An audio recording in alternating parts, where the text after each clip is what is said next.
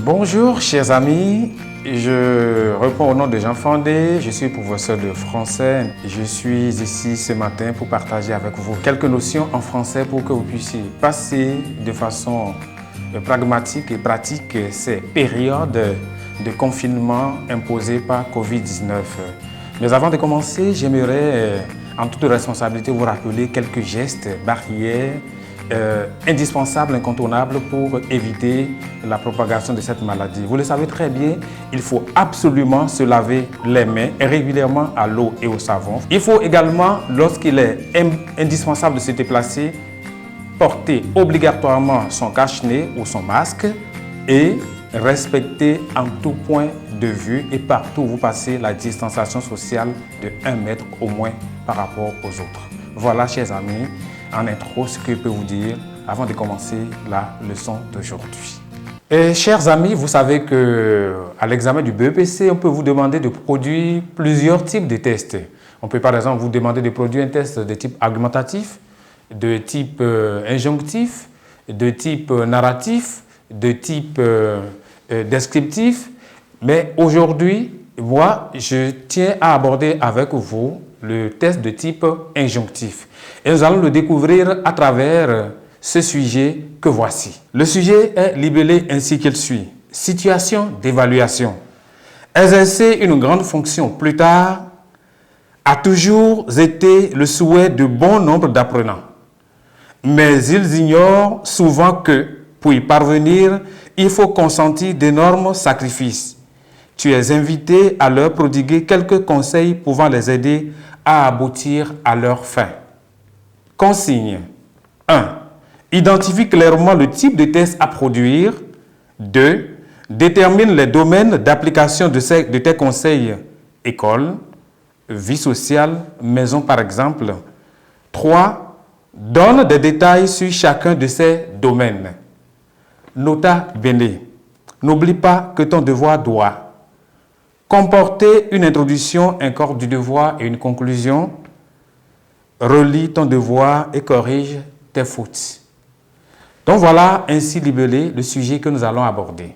Mais je tiens à te rappeler les attitudes qu'il faut avoir lorsqu'on est en face d'un sujet et surtout de type de réflexion, parce que le test de type injonctif fait partie également des catégories de sujets qui nous invitent à réfléchir.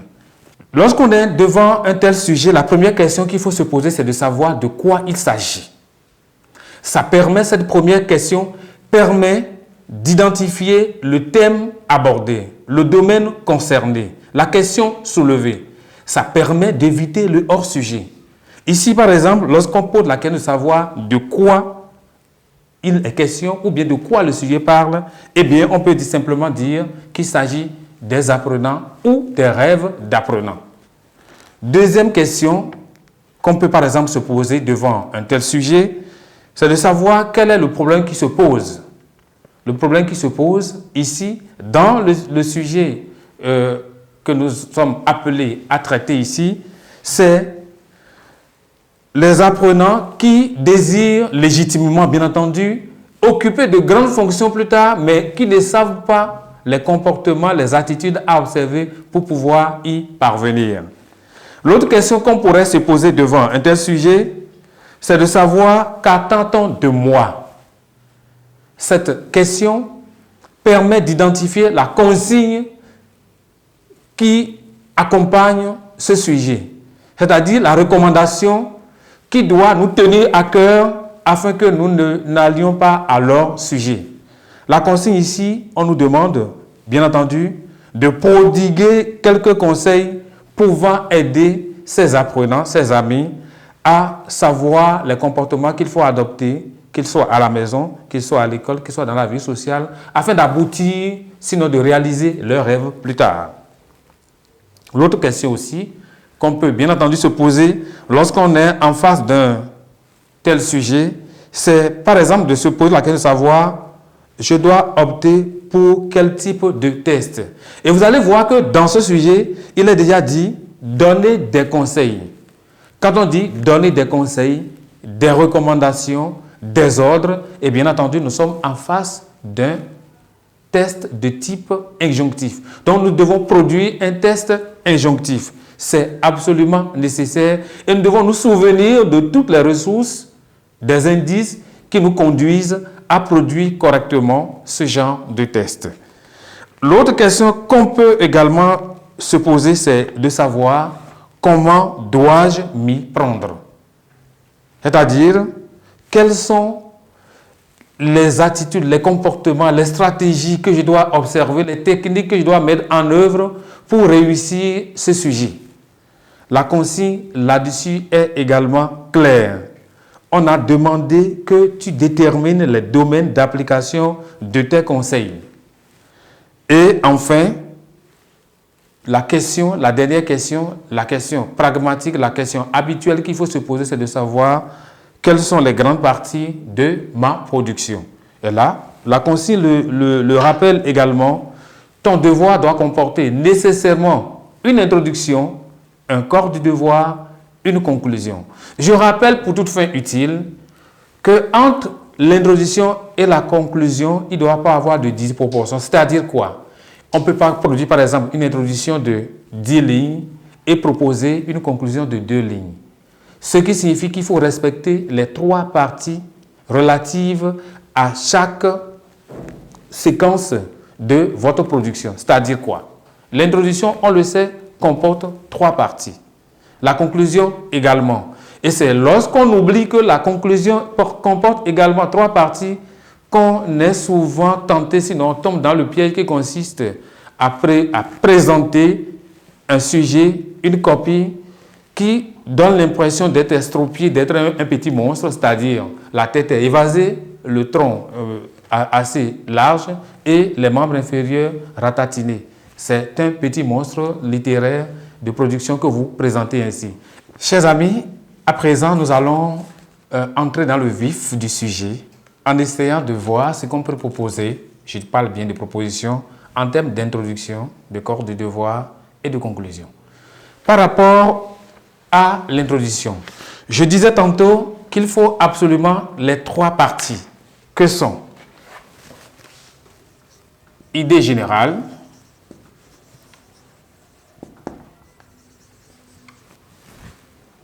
ensuite, il faut la pose du sujet, pose du sujet, il ne faut pas mettre AU ici, ça veut dire le repos du sujet. Ici, c'est replanter le sujet dans son contexte. Et enfin, c'est le plan. Il faut annoncer le plan à suivre. Alors, par rapport à ces 3 parties, qu'est-ce que nous pouvons proposer? En termes d'idée générale, on peut, pour toute fin utile, dire par exemple, tout enfant normal doit avoir comme ambition ou comme rêve d'exercer de hautes fonctions après ses études.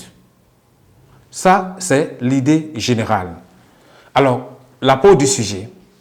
La pose du sujet, eh bien, on peut proposer par exemple, c'est sans doute pour cette raison que bon nombre d'apprenants souhaitent exercer une grande fonction plus tard.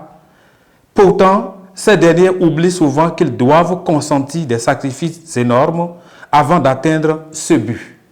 C'est ce que dit le sujet. Ça, c'est la pose du sujet, c'est-à-dire on ramène le sujet dans le contexte après les généralités. Et la proposition de plan, l'annonce du plan. On peut annoncer le plan de 2 manières, soit à l'aide d'affirmations de phrases déclaratives ou affirmatives, ou alors à base de phrases interrogatives. Dans ce contexte, moi, j'ai choisi de vous proposer l'annonce du plan avec des phrases, une série de phrases interrogatives, parce que ça permet de rester éveillé dans le corps du devoir et de se dire qu'on doit répondre à chaque question qui a été posée. Alors, pour l'annonce du plan, on peut par exemple dire « Que dois-tu faire si tu veux exercer de hautes fonctions après ?» On peut aussi dire « Que dois-je faire si je veux exercer de hautes fonctions après ?» Ensuite, quelle attitude dois-tu avoir chez toi, à l'école et dans la rue? Ou alors personnaliser cela en disant Quelle attitude dois-je avoir chez moi, à l'école ou dans la vie, même si c'est un test injonctif? Mais je préfère ici le tu, puisqu'on nous a parlé d'une production de type injonctif. Donc voilà, pour commencer le corps du devoir, ce qu'on peut proposer comme introduction. Pour le corps du devoir, eh bien, il y a souvent la difficulté à savoir comment on peut commencer ce corps du devoir-là, comment démarrer. Ça pose souvent problème. Et tout à l'heure, j'ai rappelé, pour toute fin utile, les questions successives qu'il faut se poser afin de savoir rester dans la ligne de conduite imposée par le sujet, pour éviter, bien entendu, le hors-sujet.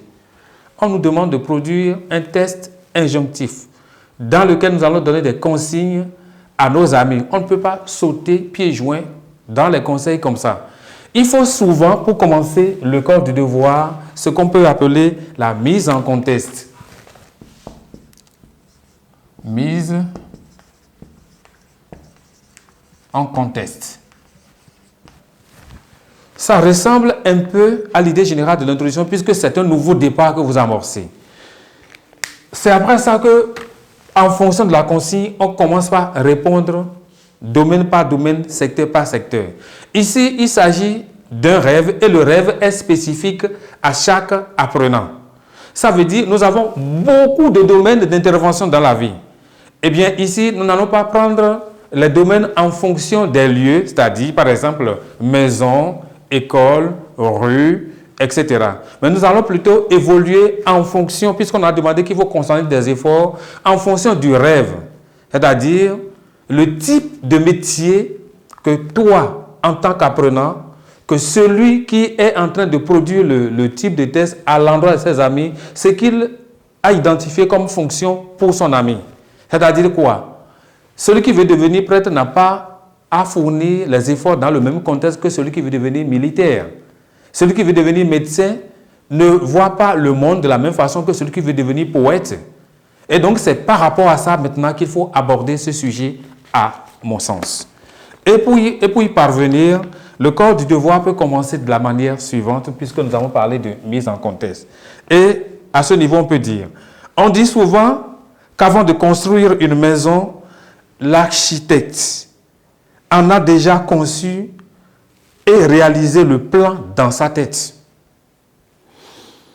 C'est pour cela que tout apprenant doit concevoir dans sa tête et dans son esprit son futur métier. C'est ça la mise en contexte, c'est-à-dire on repart avant de revenir maintenant domaine par domaine pour montrer quel conseil on peut donner à son camarade, à son ami, à son frère, en fonction de son domaine d'activité future. Et je continue en disant, il doit ensuite orienter ses propos, ses comportements et surtout ses études dans le sens de son rêve. Il doit focaliser son attention sur son devenir partout et surtout à la maison, à l'école et dans la vie sociale. Et donc voilà pour l'entame, pour ce qu'on peut appeler mise en contexte. Et on répond, c'est réponse à la consigne. Réponse à la consigne, eh bien, ça peut être réponse au pluriel, puisqu'il ne s'agira pas d'une seule réponse. On peut même parler de réponse aux consignes, parce que parfois c'est une série de consignes qu'on nous propose. Eh bien, pour répondre à la consigne, là, il y a un mot introducteur. En effet, puisque tout ce que nous avons dit jusque-là, avant d'aborder l'étape suivante, il faut un mot introducteur. Et c'est pourquoi nous commençons par « en effet ». Lorsque tu rêves de faire carrière dans la diplomatie, tu dois apprendre à tenir ta langue et à être courtois. On parle de diplomatie langagière. Dans ce domaine, il n'est pas permis de dire n'importe quoi. Il faut apprendre à être éloquent et convaincant lorsque c'est le secteur des communications qui te passionne. De la même façon, Un homme des médias et surtout un animateur doit être accrochant et séduisant dans ses propos pour fidéliser ses récepteurs. Ça, c'est pour l'enfant, c'est le conseil qu'on donne à celui qui veut devenir, par exemple, diplomate ou communicateur. Et on continue. En outre, c'est-à-dire ce qui vient s'ajouter, puisqu'il faut toujours des mots de liaison, des connecteurs logiques. En outre, si tu veux être un agent en uniforme, tu dois apprendre à être courageux, en ce sens que celui qui doit défendre ses compatriotes et sa patrie doit être fort. Tu veux plutôt être un grand médecin ou un excellent scientifique. Tu dois être lucide et placide dans la rigueur pour éviter des erreurs. Il n'y a pas à s'éparpiller ou à être tout le temps agité lorsqu'on veut exercer dans ce domaine. Et c'est le conseil qu'on peut donner à quelqu'un qui veut exercer dans ce domaine-là. Au cas où tu désires être un as du sport, tu dois t'entraîner régulièrement pour être invincible car, citation, puisque dans le développement, il faut de temps à autre introduire des citations. Et la citation peut être un proverbe, une pensée, un adage, un dicton, de toute façon une parole de sagesse pour illustrer et renforcer l'idée que tu es en train d'exposer. Alors, cher ami, ici par exemple, tu peux par exemple dire être invincible car, citation, c'est en forgeant qu'on devient forgeron. Fin de citation. Vous voyez, c'est très simple, ces adages-là, ces dictons que nous glissons à l'intérieur de notre production pour séduire le correcteur. Les professeurs de français ne sont pas compliqués. Quand vous montrez que vous avez de la volonté, eh bien, vous avez toujours de bonnes notes. Et je continue. À l'école et dans ton quartier, tu dois t'imposer. Partout où tu passes, on doit voir en toi un charisme, de la personnalité, du caractère. Par ailleurs, tu dois bien travailler en comptabilité et te maîtriser devant l'argent si tu rêves être un comptable. En définitive, en plus des prédispositions naturelles, il faut travailler dur et adapter ses attitudes partout à ses ambitions professionnelles futures. Voilà, chers amis, ce que nous pouvons dire par rapport au corps du devoir. Donc, ce sujet qui nous demande de donner des conseils à nos amis qui désirent occuper de grandes fonctions plus tard, mais qui oublient qu'il faut consentir des sacrifices, c'est-à-dire travailler avec ardeur partout et surtout sur le plan scolaire, eh bien voilà ce qu'on peut leur donner comme conseil dans ce type de sujet, comme aller de domaine en domaine, secteur par secteur. Et c'est comme ça qu'il faut conduire le développement d'un sujet. À présent, si tu as bien compris la démarche, nous allons aborder la conclusion et ses différentes parties. En conclusion, je disais qu'il faut de la proportion en référence à l'introduction. Et donc, la première partie de la conclusion, c'est ce qu'on peut appeler le bilan. Le bilan ou la synthèse, c'est ce qu'on appelle le bilan. C'est-à-dire le récapitulatif de tout ce qui a été dit jusque-là. Le deuxième point, c'est ce qu'on peut appeler la prise de position. C'est un peu comme quelqu'un qui est sur le tatami et qui veut faire le karaté. Donc, c'est la prise de position. C'est-à-dire quoi? On ne peut pas aborder un sujet, un domaine, un secteur, une question sans avoir sa propre position. Et c'est là qu'il faut l'exprimer sans être catégorique, sans être péremptoire, sans donner l'impression que l'on est limité ou bien, comme on le dit, borné ou carré. Il faut toujours utiliser des mots qui puissent relativiser les choses. Et enfin, la troisième partie que nous proposons pour la conclusion, c'est ce que nous appelons l'ouverture. Il faut apprendre à le faire dès la troisième pour éviter d'être surpris au second cycle, puisque c'est pratiquement le même schéma que nous observons au second cycle. Eh bien, par rapport à ça, qu'est-ce que nous pouvons proposer pour la conclusion à ce sujet?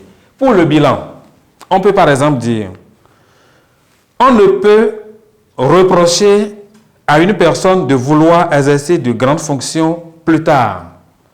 Ça, c'est pour dire que c'est légitime. Le deuxième point, la prise de position.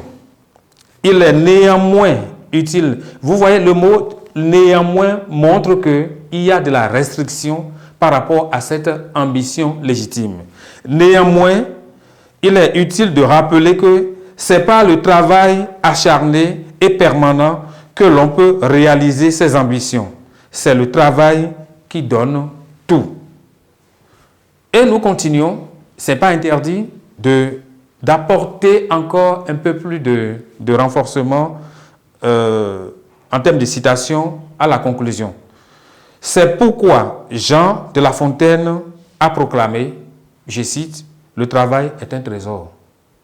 C'est dans le travail, comme le stipule le sujet, c'est dans le travail acharné qu'on peut atteindre le métier, la profession de ses rêves. Et là, nous finissons avec la prise de position. On nous parle d'ouverture, c'est-à-dire vous donne l'impression que, cher ami, que le sujet que vous avez traité jusque-là, le sujet que tu as traité jusque-là, tu n'as pas la prétention de l'avoir abordé dans tous ces domaines, dans tous ces secteurs, qu'il en reste toujours. Et donc, c'est une démarche d'humilité intellectuelle qui consiste donc à proposer une ouverture. C'est vrai, peut-être en classe, le professeur va te dire qu'en troisième, ce n'est pas nécessaire. Mais ce qu'on cherche à un examen, on cherche les meilleurs. Pour qu'une copie puisse avoir 18, 19, 20, il faut qu'elle soit vraiment différente des autres. Eh bien, dans ce contexte, pour cette ouverture, il est proposé ceci. Et ce trésor, puisque nous avons dit que le travail ainsi est un trésor, et ce trésor qui est synonyme de haute fonction, c'est-à-dire on ramène au contexte, qui est synonyme de haute fonction, requiert des sacrifices, car, comme on le dit souvent, citation, on ne fait pas d'omelette sans casser des œufs. Fin de citation. Et voilà comment on peut conclure un sujet du genre en montrant au correcteur que non seulement on a maîtrisé le sujet, mais qu'on connaît des références, des citations, des pensées qui sont liées, qui vont dans le même domaine que ce sujet-là. Et c'est là l'ouverture. Merci, chers amis, pour avoir suivi cette séquence de cours. J'espère que ça vous a beaucoup intéressé et que vous allez suivre les prochains que nous allons vous proposer. Je ne partirai pas sans vous rappeler qu'il faut continuer d'observer les mesures de protection contre la propagation du virus dit Covid-19. À bientôt, chers amis.